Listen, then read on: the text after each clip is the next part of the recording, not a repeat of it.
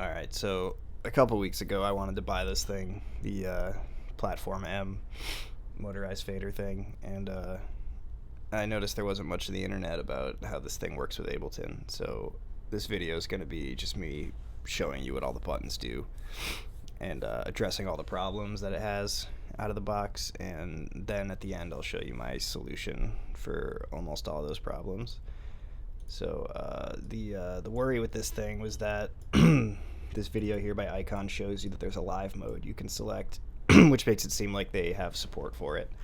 But according to this comment down here, this guy can't find the live mode. This is a year ago. It's a 6-year-old video, and Icon comes in and tells him it doesn't exist anymore. You now have to use Mackie control. So what that means is that Icon has given up support for Ableton Live, and they shoehorn in the functionality through Mackie control. So yeah, it's basically expected that some of these buttons are not going to do what you want, or at the very least the text on the button is not going to be accurate. Now there's this video here of this guy.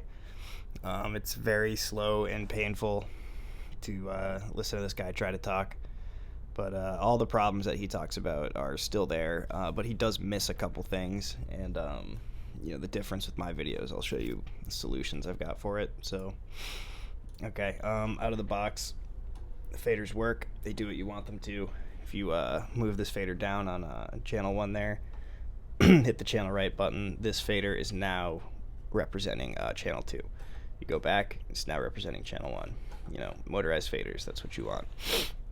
Now the very first problem out of the box is that these faders are touch sensitive, so when you touch them you will get a MIDI signal, as you can see right here, but they don't do anything in Ableton out of the box. So yep, I'm using the Mackie control protocol, by the way. So they do nothing. The encoders up here are all for panning. If you turn them left and right, they'll pan. If you push them in, it'll center your pan. It's expected. The select buttons all work. So yeah, the second problem here is that there is no real good visual feedback on which channels you're controlling. So if I come over like 5 channels here, or whatever, I really have no idea like which I'm controlling until I move a fader, or the select buttons can help you figure out what you're doing. So a lot of Ableton controllers, like the push and shit, will come with a red box here that show you what channels you're controlling, and those are mostly for launching clips, but it would still be really helpful to have these here to see what you're controlling. So that's part of my solution. I'll show you at the end there. Okay, so yeah, the select buttons all work. The mute buttons all work. You just turn the channel on and off. The solo buttons work. Now here's a third problem, is that you cannot solo multiple channels at once with this thing. In live you can hold command and click the solo button in different channels, but it doesn't work here. So I don't actually have a solution for that problem. That's one I couldn't figure out. The arm buttons all work. Master fader works. There's this lock button right here. This does not send a MIDI signal. All it does is lock these faders. So if you move one, it'll go right back to where it was. Now over on the right here, you got these channel buttons. These work as expected. It moves the bank of 8 channels that you're controlling to the right and to the left, just one channel at a time. These bank buttons go 8 in both directions, as expected. The trans buttons here don't do anything in the session view. One time they were arming and disarming one of my tracks, and I don't know how I made that happen, but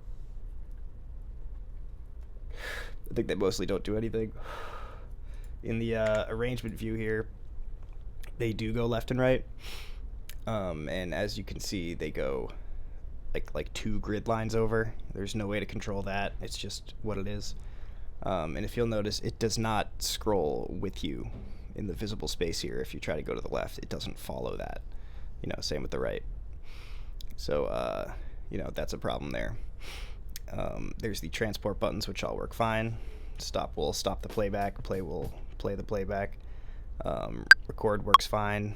This button that looks like an undo button just turns the loop on and off, which is fine. Now you have this mixer button here, and for some reason that just brings you back to the beginning of the arrangement, the same as hitting the stop button twice. So that's pretty useless because the stop button is right here. So that needs to be fixed. There's a read button here, which just goes back and forth between the session view and the arrangement view. There's this write button here, which goes back and forth between your audio editor down here and your device view, or whatever that's called. So that works fine. Again, this lock button that doesn't send a MIDI signal, and then there's the jog wheel here. In the session view here, the jog wheel by itself will go up and down between scenes here. And if you hit this left zoom button, so both of these zoom buttons here affect the jog wheel, but they don't send a MIDI signal. So this doesn't send a MIDI signal, it just changes the MIDI signals that get sent by the jog wheel. So you have left as one signal, you have right as one signal, and then push as another signal. In session view here, the pushing the jog wheel will stop all the clips and move to the next one, I guess. I don't know, I don't use the session view ever.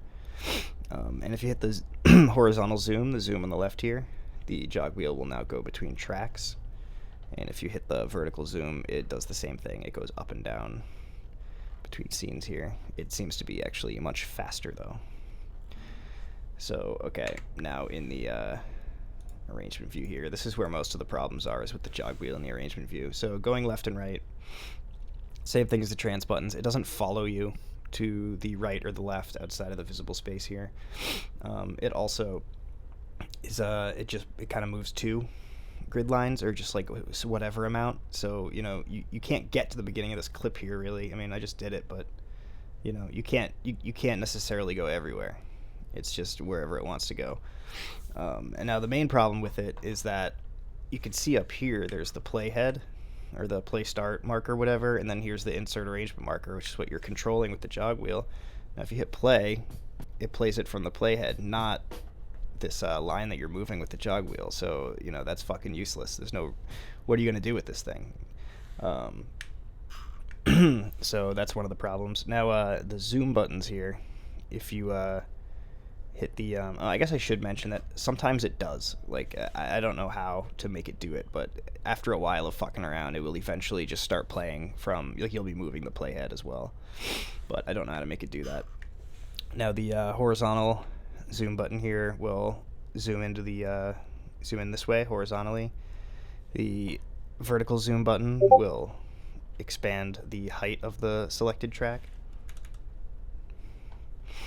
And now I don't know why this works, but if you hit both of the zoom buttons at the same time, it changes the functionality of these buttons. So now this zoom button here just goes left and right a bit more refined, so now you can get to wherever you want, start of the clip.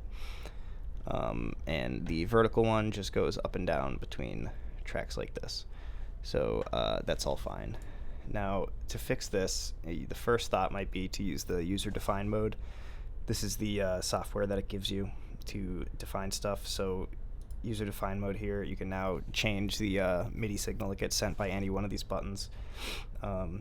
This software is pretty painful to set all this stuff. You can't hit a number and have it go there. You have to manually scroll for each one here. It has crashed on me a couple times, so you have to use the save and load file. It will not remember anything you have here. If you set everything and close the window, it's not going to come up when you open it, and you have to send the data to your controller to get the data there. Now, the main issue with the user-defined mode, as you might expect, is the channel and bank buttons are not going to work with the motorized faders as you want them to.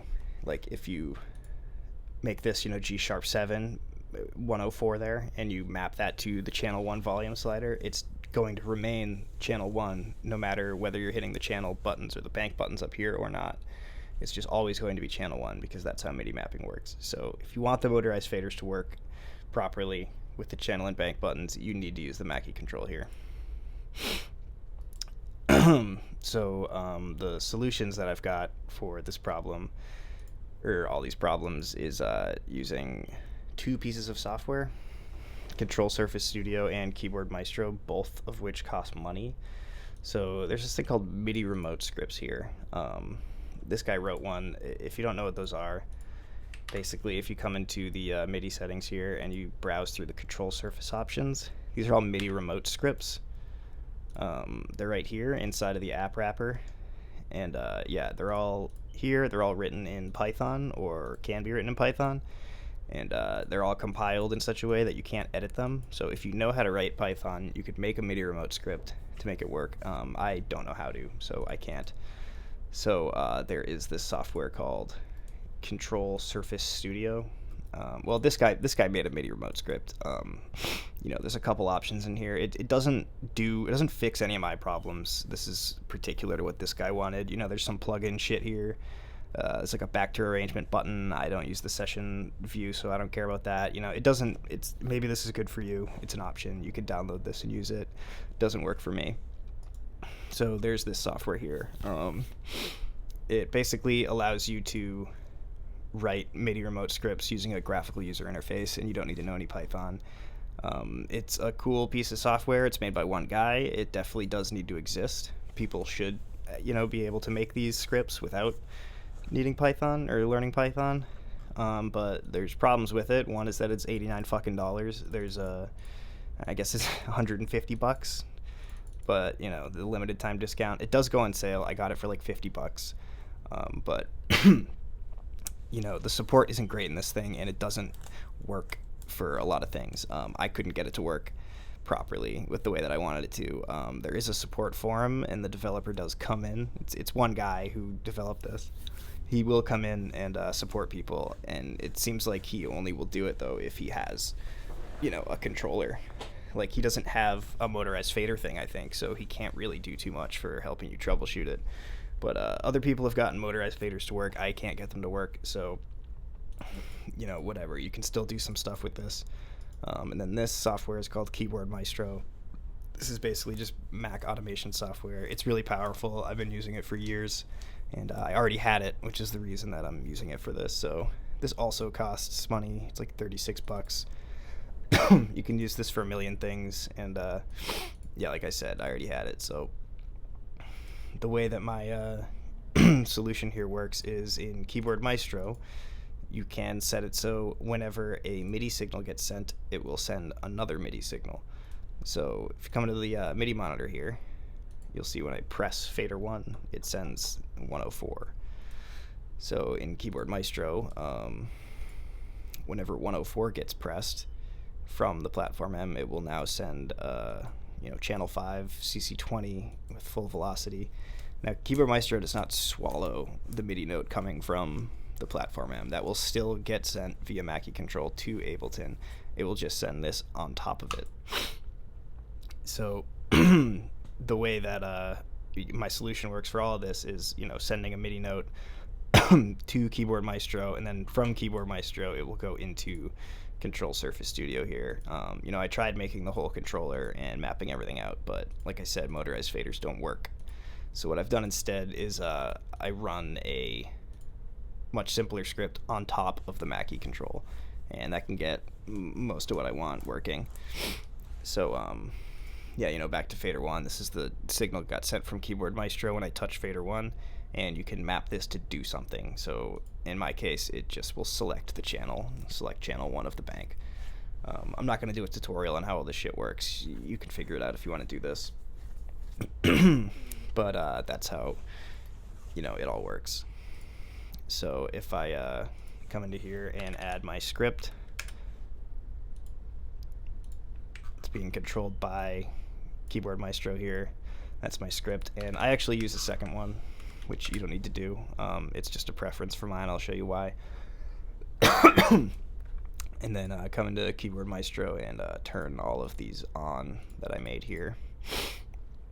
If y'all need help with this stuff, just leave a comment or whatever.